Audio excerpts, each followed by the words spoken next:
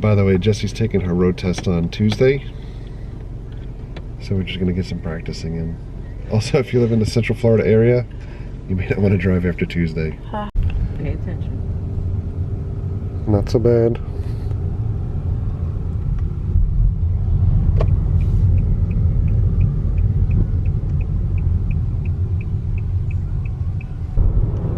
And away we go.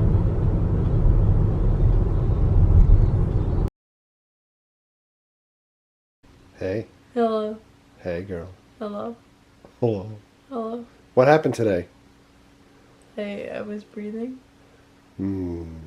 Take two. Take two. Hey. Hey. Hey. What happened? Hey. Hey happened? Hey! Hey. Jessie passed her driver's test today. Look out, Florida. Yes. Hey, you're wearing hollow Hi. screen. Hi. Hey. Hey. Hey! I survived Screamageddon. I know, I did. We're not sponsored by them. No. Take their shirt off. No. Throw it out. Totally coincidental. We're listening to Prince Paisley Park, and this purple truck is driving in front of us. And leaves my metal street cred, but I've been listening to this record over and over again. Prince had a new greatest hits record come out about a week or so ago. It's like 40 songs on it. It's amazing. In the meantime, as we're driving over to the mall, we had an amazing conversation trying to discover what is Batman in Spanish. I know what it is, I can't pronounce it. Batman. My point being, it's a proper name. Batman should be Batman. Maybe El Batman. It's Batman. Going to my favorite store of all time. Angry Birds, Ghostbusters, or UAG. That's my favorite movie. Look at that. This is pathetic. This is what life has come to at stores. This is their physical media section. Ugh, it makes me sick to my stomach. Okay, Google. Okay, Google. Okay, Google. Okay, Google. Okay, Google. This speaker actually sounds like... We're going to try to go to Route 46 in Sanford on State Road 46. This was a restaurant that was open for years and then mysteriously closed. So going back like 5 or 6 years ago, Route 46 was an awesome place in Sanford because they have a location back in there called the Garage Bars. Basically, there's like 3 or 4 different places here. The Smokehouse, which was barbecue, the Saloon, which connected, I think, to the Garage Bar that had, you know, like a bar, and they have a stage out back where they would have bands play. And then it was kind of like a more upscale type restaurant where... It's called Monroe's. Monroe's. And I don't think that Monroe's has come back yet. I think they're just going to use that for catering. But the Smokehouse was always good. The Garage Bar was always awesome with the bands. And what happened, the place went out of business. Now, I could be butchering this altogether, but I know the owner just kind of closed up shop one day. And it was rumored that they had financially fallen through and everything, but it had come to light that that is not the case. I believe the owner of this is actually the owner of Remax Real Estate as well. And they just kind of bided their time and paid for maintenance and made sure the place was kept up. And now they've reopened again. So I'm going to go check it out. There's all cell phone footage, by the way. So, Smokehouse up over here. Garage Bar and the stage right back there. Here's a look at the menu.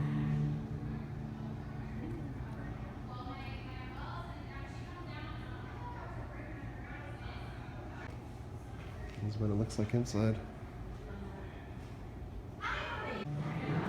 So right now we are the only people in here, except for people at the bar. This is the food. Sides? What's in here? Dun dun dun dun. Wow. 3 pounds of meat. I got turkey, chicken wings, ribs, brisket, pork. Hey, we're back home, and I apologize for the weird cut, because obviously you can see through the blinds, or maybe you can.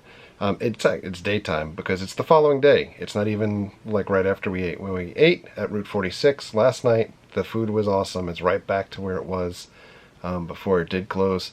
very happy that they're back. And from talking to some of the management that was there, I understand that they're going to be back in swing with some of the bands that we used to be able to see there. So they used to have like classic bands come in and play on the garage bar band shell outside and everything. And it was always just a really awesome time going out to Route 46 because you have multiple places to eat, etc. And trust me, video is not sponsored by them at all. I just really like that place. One thing I think I'd be remiss in just skipping over and not talking about is that not last night but the night before, Epcot, Spaceship Earth was transformed into the Death Star. Disney Parks blog did a whole media type of thing where they had media there and they had a contest to be able to get in to watch the big sphere get transformed via projection mapping into the Death Star. It's something that we've talked about in videos forever, I think since we started doing the channel. Obviously something I really would have loved to have gone to, I think, when they announced it, entered it, knew that I tried to enter within like 40 seconds or so. Mary did the same because we get the little notifications you could see when you enter. I didn't get selected, and no sour grapes about that, but it was really awesome to see. Disney Parks did the right thing and streamed it online, so instead of me staying out late well past my bedtime, I was able to watch it in the comfort of my bed while I was streaming it on my iPad, so that was super cool. And if you missed the announcements at all, Hollywood Studios will be adding an episode 8 mission to Star Tours sometimes, I believe, later in the year of 2017, probably more in line towards the later part of the year. And also with Star Tours, for the last year or so, when they added the mission to Jakku, when you flew initially, your first mission, you were always locked to go to Jakku, and you always ended up having BB-8 come out in the meantime, or in the middle, etc. They've now kind of unlocked it so that you can go to random places all the time, which is super awesome, because it was really kind of exhausting, I think, after a while of going to, at least the first place that you went to was always the same place. It'll be great to be able to get completely random missions again back. And if you missed it the other day, we did a video that showed you all of this new stuff that arrived at Star Wars Launch Bay, which is related to Rogue One, which comes out in another 10 days, I think, at this point, which is amazing. Or 9 days. Yeah, it's 9 days. Wow, time's flying. Really looking forward to that as well. As well as we picked up a couple of things recently. You guys know we've been hashtagging when we can Rogue One as Bistan One, because we know Bistan is the official spirit animal of the Cheap Seats Nation. We picked up this Bistan Funko Pop, which was an exclusive to New York Comic Con earlier this year. I believe they re-released him through FYE at the Rogue One midnight toy release. But this is him. Check it out.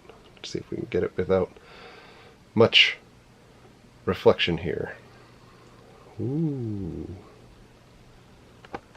He's amazing. The other thing that I picked up, which I assume is probably a bootleg, although it has a tag inside that says Star Wars. This was through Amazon. I know that they sell them through eBay as well. It's essentially just the characters Pow and Bistan on a shirt that says Star Wars Rogue One.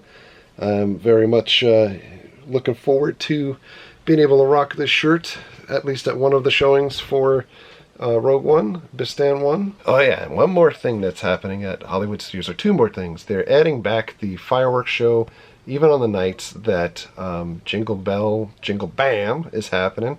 They're going to have two fireworks shows, I guess, in one night, which is a little awkward.